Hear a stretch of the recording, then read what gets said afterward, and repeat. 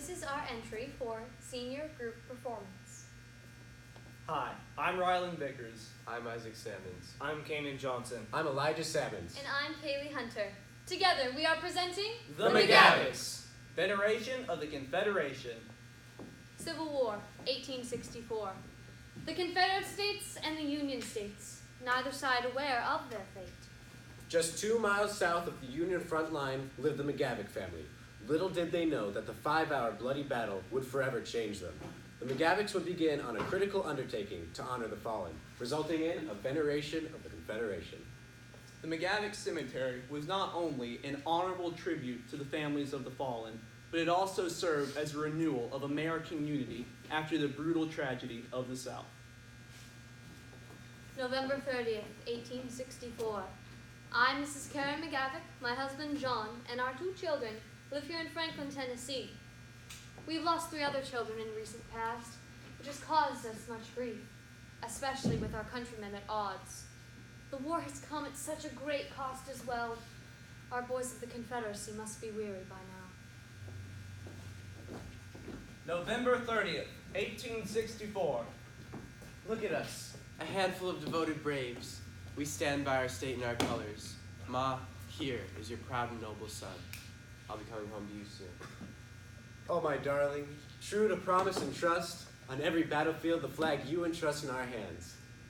Amid shot and shell, bloody battle, and death, I think of you often, my love. We stopped briefly to rest in the Gap of Hills, our sights upon the city of Franklin. Enemy flags were waving in the breeze, a forced march from Spring Hill, as weary men stumble behind. Attention! The Yanks are fortified right across the Franklin Pike. We'll have to cut through this here skirt of woods to get to them. Skirmishers ready. Advance. Fire on the left of the Turnpike Road. God be with us. As a precaution, school has been called off for my children today, so I busied myself with them. Although I've kept a lookout for those Yankees, I feel something in the air. And I told John my concerns, but he tells me not to worry. Those boys will be headed to Nashville, not Franklin.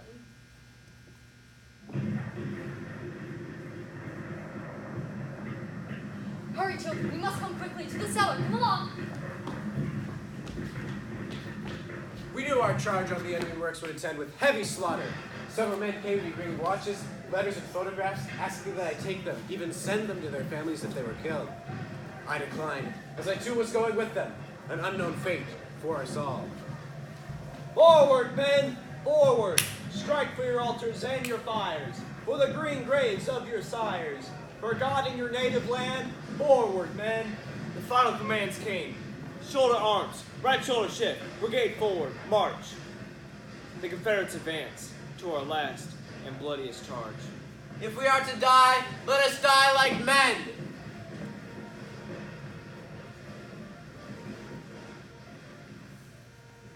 The Battle of Franklin. The Death Angel gathers its last harvest. Daybreak. I came upon the site. Dead were piled up like stacks of wheat, scattered about like sheaves of grain. To walk upon a field of dead bodies without ever stepping upon the ground.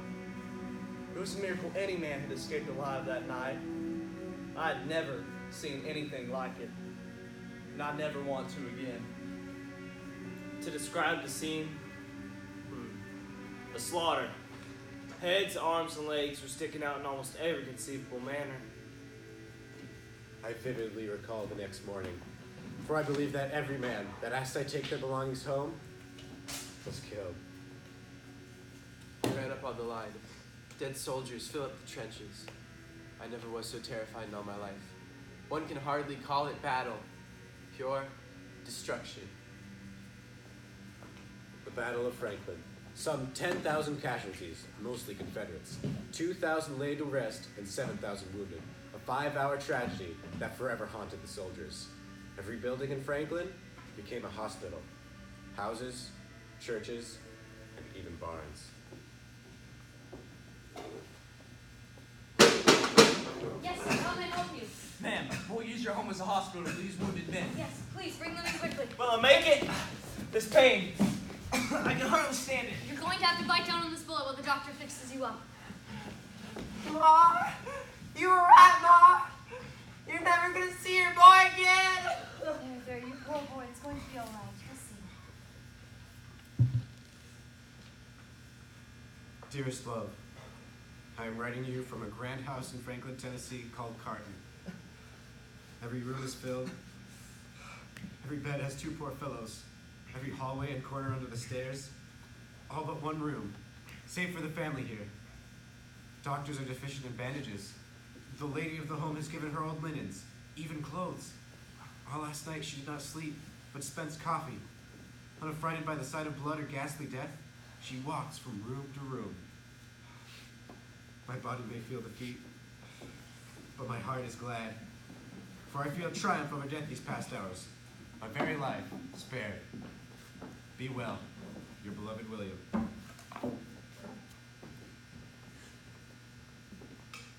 My heart broken. We saved as many as we could. The men wounded, dying, just wanting to go home. Confederates were pushed back from Nashville, then retreated from Franklin, leaving the wounded behind. 29 soldiers remained at the McGavocks home until July of 1865, allowing them full recovery. Yet what was to become of the fallen?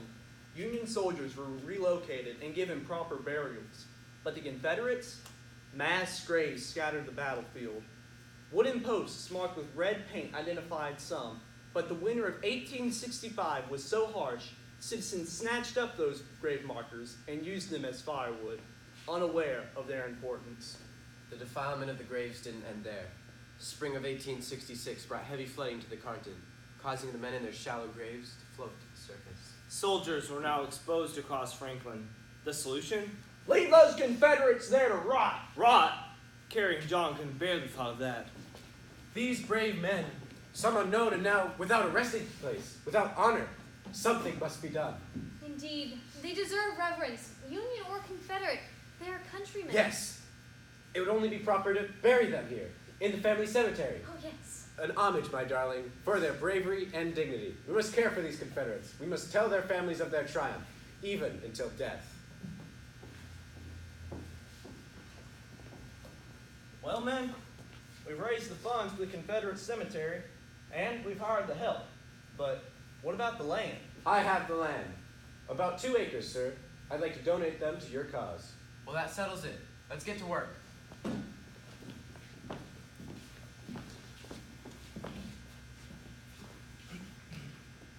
Ma'am, I'll put the last Confederate to rest. This your book will tell you the spot where each one of them lays. Thank you, Mr. Cuppet. John and Carrie spent the rest of their lives tending to the McGavocks Confederate Cemetery. They contacted the families of the fallen soldiers, telling of where they rest. That tragic night at Franklin forever changed me. I knew it was up to me to be a voice for those Confederate boys, for their families, their homeland, and their country. The war is over. Time has been healing over the scars ever since, while new growths spring up all the while. Who was right? Who was wrong? The God above us, who doth all things right, alone surely knows. As for the soldiers, they triumphantly fought hand to hand. As for the McGavocks, they gave their home, land, and rest of their lives to honor the soldiers, forever known as defenders, protectors, and advocates, even unto the grave. A veneration of the Confederation.